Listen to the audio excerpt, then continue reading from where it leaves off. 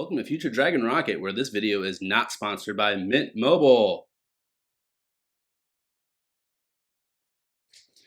Alright, so this is my Andor episode 10 review recap. Next week is the finale of the season 1 of Andor. Highly recommend the show. Even if you're not a Star Wars fan, I think you'll enjoy this show. The episode opens up kind of right where we left off again. We open up with Cassian and Melcy still on the run, hanging from a cliff, waiting for a ship to fly away.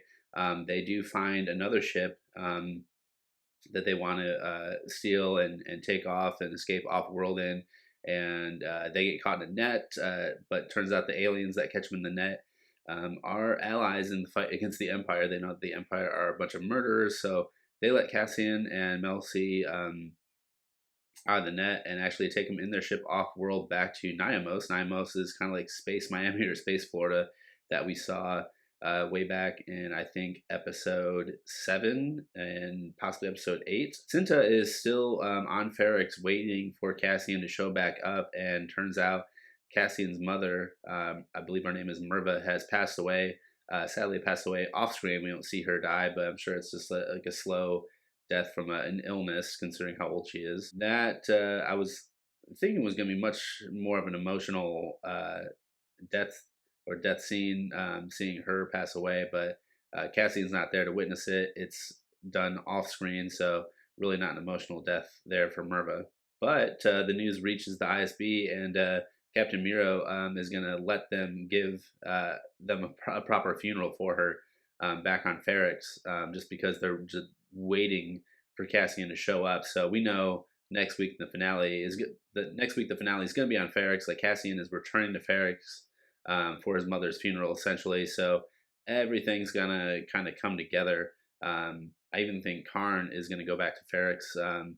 Karn gets a phone call from one of his former coworkers about this situation. He's all excited. So he's I don't know where he's gonna get the money or how he's gonna get the time off from his crappy job, but Karn, Miro, Cassian, who knows if Luthen or Mon Mothma is gonna be there, but probably Karn, Miro, Cassian are all heading back to Ferrix for the season 1 finale next week. Vel visits Luthen's shop while he's away, and Luthen's assistant, I forget her name, it basically just tells Vel to leave, like, you're not supposed to be here. Back on Ferrix, we finally see Bix again after she's been tortured. She looks absolutely wrecked from the torture that the ISB and the Empire has been putting her through. And we do get to see our first image of Anto Krieger in this episode. We see an image of Anto Krieger at the beginning of the episode, I think, and then we also see him, or no, they mention him at the beginning of the episode, and then we see an image of Anto Krieger, who is probably not going to make it. We probably won't actually meet him. We're just going to see an image of this character, Anto Krieger.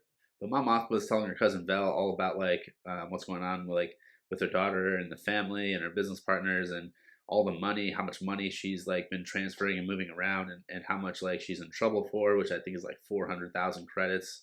Vel, is kind of doesn't know what to say or what to do, really. We see Saw Gerrera again. Luthen meets up with Saw Gerrera. Saw Gerrera changes his mind from last time we saw him. He's actually in on the plan to blow up this power supply with Anto Krieger. But Luthen says, too bad, too little too late, you can't join in on this plan. The ISB knows, and they're about to go and blow Anto Krieger and his 30-man crew to bits. And Saw Gerrera is like, oh shit, who are you? What are you doing? How deep are you? Whose side are you on? You're willing to kill all these men for what? For nothing? And yeah, I mean, Luthen has got to let Anto Krieger and these 30 men go, just to think the Empire has the upper hand when Luthen's actually got the upper hand. He's got the informant inside. So he's basically thinking that Lonnie, who we saw in the last episode, Lonnie, the ISB informant for Luthen, is more important than Anto Krieger and these 30 men blowing up the power supply for the Empire, apparently. And Saw Gerrera, he's not really about this, but Luthen, kind of outplays him, kind of puts him in check. I could have let you gone, I could have let you die, but I didn't. After he leaves Saw Gerrera, Luthen kind of gets space pulled over by the Empire, and it's about to go down. They're using the tractor beam on Luthen's ship, but Luthen's got this ship customized with everything. He's got the light speed engine, and he's got the essentially Darth Maul dual lightsabers built into this ship, which if you go back and watch the trailer again, you'll see this in the trailer first. But Luthen escapes the tractor beam and then just slices like 3 or 4 TIE fighters in half using this like Darth Maul lightsaber he's got built in to his ship, and it was really cool. That's probably one of the coolest, I guess, like space scenes of the whole season. Really, like one of the best like um, ship scenes, like escape scenes. So that was really cool. It was really quick. I wish there was a little bit more to it, but that was really cool. And back on Niamos, or Space Florida, Space Miami, Cassian gets his stash back. He's got a bunch of like credits and weapons and everything that he goes to get. He ends up giving Melshi one of his guns. He calls home. Cassian calls home just to have someone tell his mother that like he's okay, and he gets the news that she's passed, and he doesn't really know what to say. He doesn't really know what to do, but um, Melshi is the one with the best conversation of this episode. You know, normally it's going to Andy Serkis, his character Kino last episode, or to Luthen and his speech last episode. But this one, really quick little speech from Melshi. Like, we have to tell everybody. Everybody has to know what's going down. Like, the Empire, these fascists are throwing everybody into prison for a lifetime sentence of slave labor into prison for committing no crimes at all, just picking people off the street. Just the Empire Gestapo picking people off the street for a lifetime of slave labor in prison. We have to let people know, and it's really emotional. They know that they're probably the only 2 people that escaped. There's, I don't know, like 5,000 guys in this prison. They're the only 2 that escaped. Cassian says it's not enough, but he knows that they're probably the only 2 that escaped. They have to let people know how bad the Empire is. Like the camaraderie, the brotherhood, the camaraderie that you see between Cassian and Melshi, knowing that Melshi and Cassian are going to team up again in Rogue One. And Melshi knows that like they have better chances splitting up.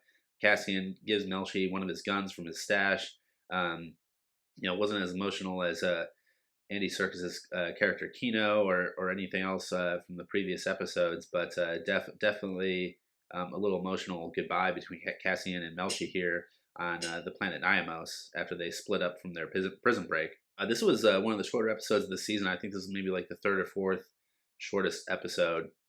I think the shortest episode was like episode 2, maybe back in September. But it was still a good episode.